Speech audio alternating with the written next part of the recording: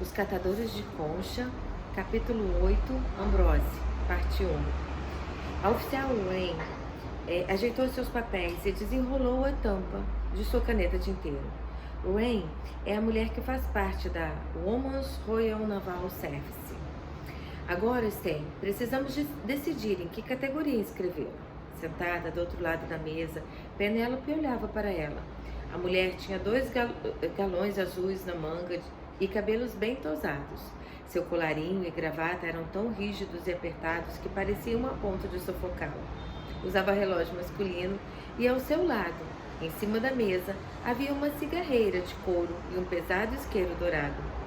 Penélope identificou outra senhorita Paulson, e começou a encará-la com simpatia. Você tem alguma qualificação? Não, acho que não.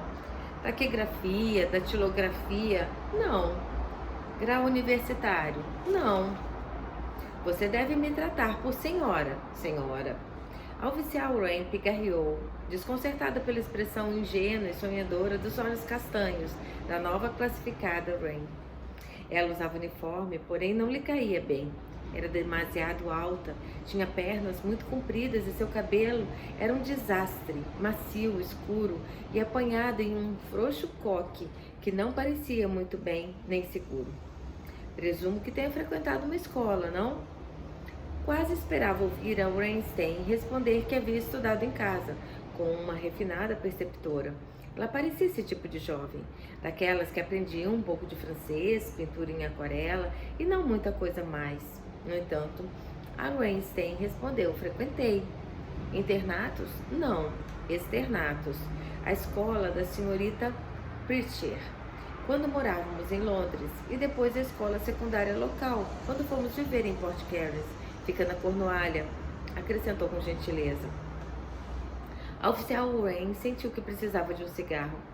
É a primeira vez que deixa sua casa? É. Você deve me tratar por senhora, senhora. A oficial Wayne suspirou, sem dúvida. A Weinstein ia ser um daqueles problemas. Culta, medianamente instruída e inteiramente inútil. Você sabe cozinhar? Perguntou sem maiores esperanças. Não muito bem. Não havia alternativa. Neste caso, acho que teremos que colocá-la como camareira. Weinstein sorriu agradavelmente, parecendo satisfeita por finalmente terem chegado a uma decisão. Perfeitamente. A oficial Wayne registrou algumas anotações do formulário e depois tornou a enroscar a tampa de sua caneta. Penélope aguardou o que aconteceria em seguida. Creio que é tudo. Penélope levantou-se, porém a oficial Wayne ainda não terminara. Esther, o seu cabelo. Tem que fazer algo a respeito. O que? Perguntou Penélope. Ele não deve tocar seu colarinho, compreenda, são regulamentos da Marinha. Por que não vai ao cabeleireiro e manda cortá-lo? Eu não quero cortá-lo. Bem, então faça algum esforço, procure acostumar-se a fazer um coque mais firme e apertado. Oh, sim, tudo bem. Pode ir agora. Ela saiu. Adeus. A porta ia se fechando atrás dela, mas tornou a abri-la para acrescentar. Senhora. Ela foi designada para a Real Escola de Artilharia Naval, no HMS Excellence, em Wyle Island. Seu posto era o de camareira, mas, talvez porque falasse adequadamente, foi tornada camareira dos oficiais, isso significando que trabalharia no alojamento e salão de oficiais, arrumando mesas, servindo drinks, comunicando às pessoas que alguém as esperava ao telefone, polindo talheres e servindo as refeições. Além do mais, antes de escurecer, tinha que fazer uma ronda por todos os camarotes e providenciar o blackout. Blackout era o escurecimento de todas as luzes para defesa antiaérea no tempo de guerra. Batendo as portas e, se houvesse alguém no interior dizendo: permissão para pagar o navio, senhor. De fato, era uma copeira magnífica e, como copeira, recebia um soldo de 30 shillings por quinzena. A cada 2 semanas tinha que comparecer à formação para o pagamento, permanecendo em fila até a sua hora de fazer continência para o rabugento chefe da pagadoria, que dava a impressão de odiar as mulheres, e provavelmente as odiava, dizer seu nome e receber um magro envelope amarelado. Pedir permissão para apagar as luzes do navio era apenas parte de uma linguagem inteiramente nova que tivera que aprender. Para isso, passando uma semana no posto de treinamento. Quarto de dormir era camarote. O chão, o convés. Quando ia trabalhar, estava indo para bordo. Um fazer e refazer significava metade do dia, e se alguém discutia com uma amiga, isso tinha o nome de romper com alguém. Entretanto, como ela não tinha qualquer amiga com quem discutir, jamais houve oportunidade para empregar essa expressão marinheira. Wylie Island era realmente uma ilha, tendo-se que cruzar uma ponte para chegar lá. Um detalhe muito excitante, dando a impressão de que se ia para bordo de um navio, mesmo não se indo. Muitíssimo tempo atrás, a ilha ganhara vida com um banco de lodo no meio do porto de Portsmouth. Porém, agora era um grande e importante estabelecimento para a construção naval, com terreno de exercícios, galpão de treinamentos, uma igreja, moles e gigantescas baterias onde os homens praticavam. A parte administrativa de alojamento ficava em um setor de prédios de belos tijolos vermelhos. Os alojamentos do convés inferior eram quadrados e despretensiosos, como edifícios públicos. Mas o salão de oficiais era bastante grande, uma mansão rural, tendo campo de futebol como sua área de terreno. O barulho era incessante, cornetas ecoavam e apitos soavam, enquanto ordens crepitantes eram transmitidas diariamente pelo sistema de alto-falante. Homens em treinamento iam por toda parte em passos acelerados, suas botas fazendo tump, tump, tump, numa macadame. No terreno para exercícios, suboficiais gritavam até a apoplexia, brandando ordens para aterrorizados esquadrões de jovens marinheiros que se esforçavam ao máximo para entender as complexidades do exercício de ordem unida. A cada manhã tinha lugar o hasteamento da bandeira do comando, com a banda da Marinha Real estrondeando os ares com os hinos Bragança e Coração de Carvalho. Quem fosse apanhado fora dos edifícios enquanto a White Ensign, que é a bandeira distintiva da Marinha Real Britânica, e essa bandeira é desde 1864, era içada no mastro, tinha que se virar de frente para ela, ficar perfilado e prestando continência até tudo terminar. Os alojamentos das Wren, para onde Penélope fora designada, ficavam em um hotel, requisitado no extremo norte da cidade, e lá ela dividia um camarote com mais 5 jovens, todas dormindo em beliche. Uma das moças tinha um cc terrível, mas como nunca se lavava, não era de admirar. Os alojamentos ficavam a 3 quilômetros de Wylie Island, porém nenhum transporte fora providenciado e não havia ônibus, de maneira que Penélope ligou para Sophie, pedindo que ela lhe mandasse sua velha bicicleta da escola. Sophie prometeu enviá-la. Colocaria a bicicleta em um trem e Penélope a recolheria na estação de Portsmouth. E como está você, meu bem? Tudo certo. Era horrível ouvir a voz de Sophie e não estar com ela. E você, como está? Como vai, papai?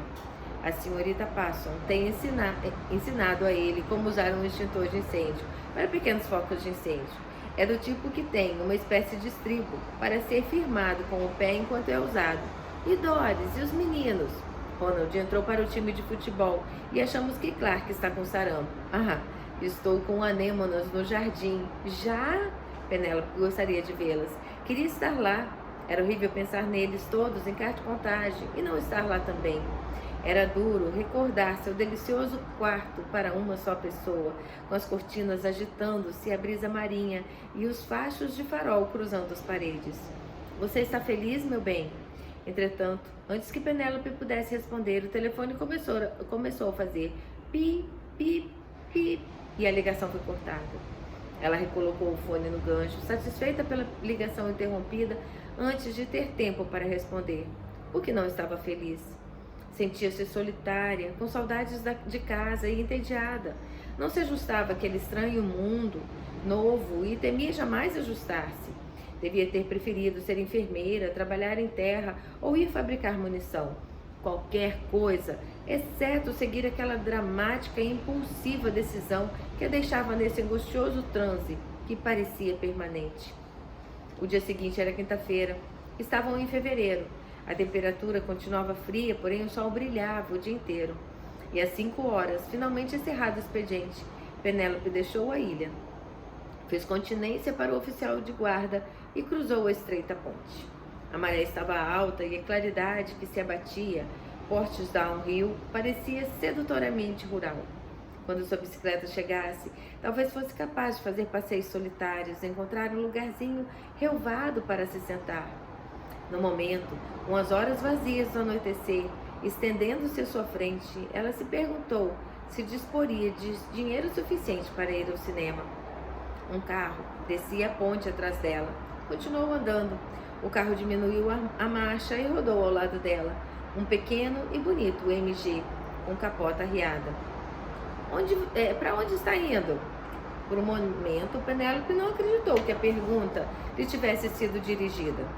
Era a primeira vez que qualquer homem falava com ela, exceto para dizer que queria ervilhas e cenouras, ou para pedir uma dose de gin. Entretanto, não havendo mais ninguém por perto, tinha que ser com ela. Já o tinha reconhecido, era o subtenente Kelly, alto, de cabelos escuros e olhos azuis. Sabia que estava no curso de artilharia, porque no salão de oficiais usava as perneiras, calças de flanela branca e cachecol branco, o que era o traje regular para os oficiais sob instrução. Agora, no entanto, estava com o uniforme de dia, parecia alegre e despreocupado, era um homem disposto a se divertir. Para o alojamento da Swain, a Rennery. Inclinando-se, ele abriu a porta. Entre aí, eu lhe dou uma carona. Está indo para aquele lado? Não, mas posso ir. Penélope sentou-se ao lado dele e bateu a porta. O carrinho disparou para frente e ela precisou segurar o casquete para que não voasse. Já vi você por aí, não? Seu trabalho é no salão de oficiais. Exatamente. Está gostando? Não muito. Então, por que aceitou o trabalho? Não tinha qualificações para outra coisa. É a sua primeira designação? É. Só comecei há um mês atrás. O que acha da Marinha? Ele parecia tão entusiasmado que Penélope não teve coragem de responder que a odiava. É interessante. Estou começando a me acostumar. Mais ou menos como um internato, não? Nunca estive em um colégio-internato, portanto não sei dizer. Como se chama? Penélope Stair. Eu sou Ambrose Kelly. Não houve tempo para muito mais. Em 5 minutos estavam lá, entrando pelos portões dos alojamentos da Swain e parando diante da entrada, com rangidos no cascalho solto no chão, o que fez a suboficial de controle espiar por sua janela, com um desaprovador senho franzido. Ele desligou o motor. Muito obrigada, disse Penélope, virando-se para abrir a porta do carro. O que vai fazer pelo resto da tarde? Sinceramente, nada. Eu também. Que tal um drink no clube dos suboficiais? O quê? Agora? Isso, agora. Os olhos azuis dele dançaram alegremente. Será uma sugestão tão desastrosa? Não, nem um pouco, apenas. Nos clubes dos oficiais não era permitida a presença de subalternos em uniforme. Teria que entrar e ficar a paisana. Era outra coisa que aprendera no posto de treinamento. Chamar trajes civis de trajes à paisana. Sentiu-se orgulhosa por recordar todas aquelas normas e regulamentos. Tudo bem, eu espero enquanto troca de roupa. Ela o deixou lá, em seu carrinho, acendendo um cigarro para matar o tempo. Entrou no prédio e subiu as escadas, 2 degraus de cada vez, sem querer perder um só momento. Aterrado em pensar que se demorasse muito, ele perderia a paciência e iria embora, sem nunca mais dirigir-lhe a palavra. Em seu camarote, tirou rapidamente o uniforme e o jogou sobre o beliche. Lavou o rosto e as mãos, retirou os grampos da cabeça e deixou os cabelos soltos. Escovando, apreciou o peso confortável e familiar sobre os ombros. Era como estar livre novamente, ser ela própria de novo, e sentiu que a confiança retomava. Abrindo o guarda-roupa comunal, tirou dele o vestido que Sofia lhe dera no Natal e o velho casaco de pele de rato almiscado, que tia Ethel queria doar para uma quermesse, mas que ela salvara para si mesma. Encontrou um par de meias, ainda não desfiadas, e seus melhores sapatos. Não precisava de bolsa, porque não tinha dinheiro algum e jamais usava pintura. Tornou a disparar para baixo, assinou o livro de regulamento e saiu pela porta. Estava quase escuro agora, mas ele continuava lá, sentado em seu carrinho, ainda fumando o mesmo cigarro. Desculpe ter demorado tanto, disse sem fôlego, sentando ao lado dele. Tanto? Ele riu, jogou fora o resto do cigarro. Nunca vi uma mulher tão rápida. Já me preparava para esperar no mínimo meia hora. O fato de ele ter se disposto a esperar tanto foi surpreendente e gratificante para Penélope. Sorriu para ele. Esquecera de usar um pouco de perfume e esperava que o cheiro de naftalina do casaco de tia Ethel passasse despercebido. É a primeira vez que fico sem uniforme desde que me alistei. Ele ligou o motor. E como se sente? No céu. Foram para o clube dos suboficiais, em South Sea. Ele a levou para o andar de cima e sentaram-se no bar. Kelly perguntou-se o que queria beber. Penélope não sabia ao certo o que pedir, de maneira que ele se decidiu por 2 gins com suco de laranja. Ela não contou que jamais havia bebido gin antes. Quando as bebidas chegaram, os dois conversaram e foi tudo muito fácil. Penélope contou que morava em Port Carys e que seu pai fora para lá por ser artista, mas que agora deixara de pintar. Contou também que sua mãe era francesa. Oh, então isso explica, disse ele. Explica o quê? Não sei ao certo. É algo sobre você. Notei imediatamente. Olhos escuros, cabelos escuros. Você é diferente de todas as outras Rains. Sou 3 metros mais alta. Não é isso, embora eu goste de mulheres altas. Uma espécie de... Ele deu de ombros, tornando-se também bastante gaulês. Je ne sais quoi. Já morou na França? Não. Fiquei lá uma temporada. Certo inverno, tivemos um apartamento em Paris. Fala francês? Naturalmente. Tem irmãos? Nenhum. Eu também. Ele lhe falou sobre si mesmo. Tinha 21 anos, seu pai que dirigia os negócios da família, algo a ver com publicações. Havia falecido quando ele tinha 10 anos. Após deixar a escola, tinha ido trabalhar na mesma firma editorial, porém não pretendia passar a vida em escritório. Além disso, havia uma guerra iminente, então se alistara na marinha. Sua mãe, viúva, morava em um apartamento em Kingsbridge, em Wimbledon Palace, mas com a eclosão da guerra fora residir em um hotel rural, em um remoto recano de Devon. É melhor que ela fique lá, fora de Londres. Não é muito forte, e se o bombardeio começar, será mais um estorvo aqui do que uma ajuda. Há quanto tempo você está em Wally Island? 1 mês. Espero ficar lá só mais umas 2 semanas, dependendo dos exames. Artilharia é meu último curso, graças a Deus. Já deixei para trás navegação, torpedos e sinalização. E para onde irá? Ficarei uma semana final na escola divisional, e então estarei no mar. Terminaram os drinks e ele pediu uma segunda rodada. Em seguida, passaram para o refeitório e jantaram. Depois do jantar, rodaram por Socia um pouco e então, como Penélope teria que estar no alojamento às 10h30, ele a levou para lá. Muito obrigada, disse ela. Entretanto, as palavras formais não chegaram a expressar a gratidão que sentia, não apenas pela noitada juntos, mas por ele ter aparecido quanto mais precisava. Por agora possuir um amigo e não ter mais que se sentir solitária. Você está livre no sábado? Perguntou ele. Sim, tenho entradas para um concerto. Gostaria de ir? Oh, ela podia sentir o sorriso incontido espalhando-se por seu rosto. Eu adoraria. Então virei apanhá-la por volta das 7. E Penélope, lembre-se de pegar um passe para chegar tarde. O concerto foi em South Sea.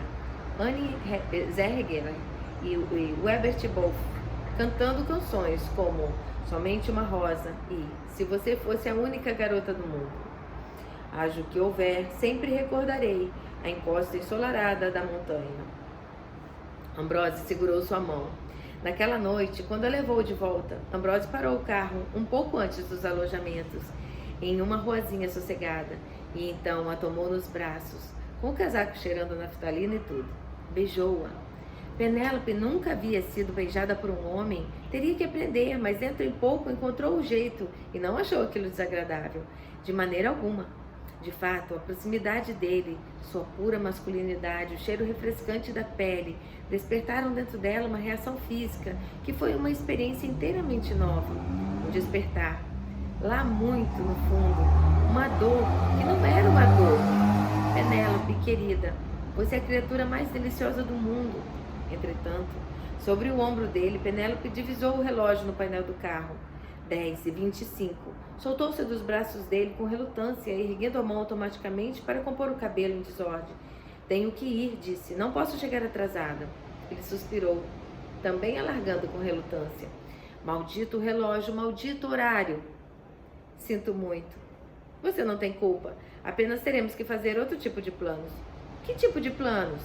Vou ter uma curta folga de fim de semana. E você? Poderia arranjar uma também?